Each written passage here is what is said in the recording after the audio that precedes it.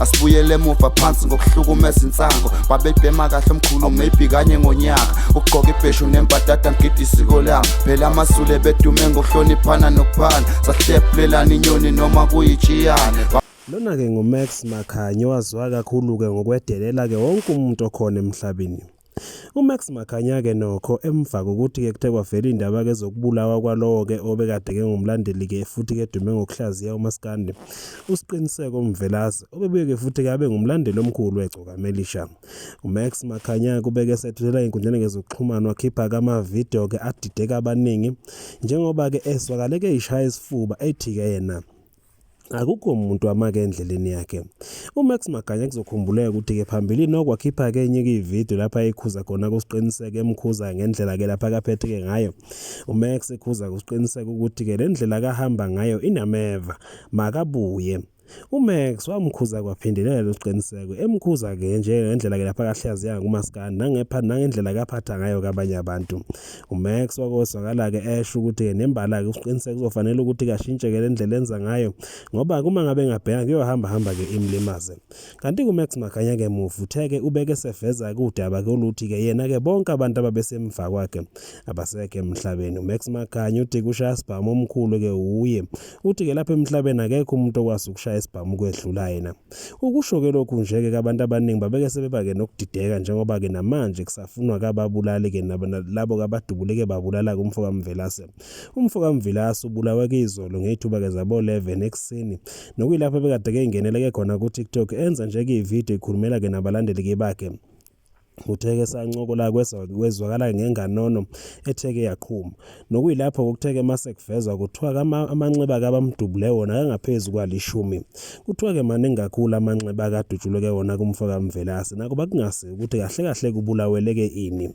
Kodwa ke futhi kutrenda kama video phela amadala afana nalawa kaWomgibe lapho ke khona futhi ke babekade ke beveza khona ukuthi kusiqiniseko ungomnye kwabantu kabathengwayo ukuthi ke mabathuke noma badicilele ke phansi ke igama ke abanye ke oMaskandi noma ke labanye nkosazwayo. uMgibe kwayesolo umthandeni umfoka Manqele ngokuthi ke uyena kufaka ufake lapha ke umfoka Mvelase ke imali ephaketheni ukuthi ke makadicilele ke abanye kabantu. Asasike umfoka Mgibe ukuthi kwayenobufakazi obungakanani. Kodwa ke futhi lokho kabantu abaningi bakulandela ke futhi ke bakubona njengoba ke lo video bisibuyisiwe muva nje ke phela ke njengoba keqedwe kubulawa ke lapha ke usiqiniseko bekade ke kudutshulwe kwabulawa ke uDubula umfoka Mbatha naye ongokudabuka ke futhi ongokudabuka kwaNongoma kodwa ke futhi engumlandeli waloko eGcokamelisha naye ke futhi wadutshulwa ke wabulawa ke seGoli.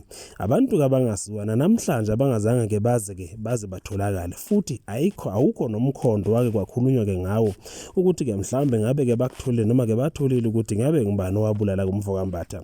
Laba ke bashona nje ngokulandelana kanti ke futhi bebedume kakhulu ekuthenini ke bangabantu abahamba phambili kweGcokamelisha futhi ke abawulandelayo kuMaskandi nabawaziyo kuMaskandi. Izinsolo ke nokho ke bezingakabeki ukuthi ngabe ukusolwa ke obani kusalindwe kudaba lamaphoyisa njengoba kamaphoyisa ethembisa ukuthi ke asazama futhi kayathungatha ukuthola ke labo abangababulali. Nangu kuMax Makhanya lapho ke khona ethi wonke umuntu ke mina wakwabasemva kwami namhlanje ke sengihamba phezulu kwakhe uthi akafune umuntu yena ozoba ke semva kwakhe futhi kushaya sibhamu omkhulu nguye akekho futhi omunye umuntu oyobuya kashaya isibhamu ukwedlula yena. Uthi njengamanje u1 uphezulu njengoba ngikhuluma nje kusho umfoka Makhanya. Bonke abantu abake bangisabisa mina abekho emhlabeni sikhuluma nje naku mina ngisadla nhlamvana ayikho nje insizwe ezobulala mina akekho nomfana ofana nami mina ngumshaya sibhamu imina kuphela ushaya sibhamu akekho umuntu okwazi ukudubula akekho nje.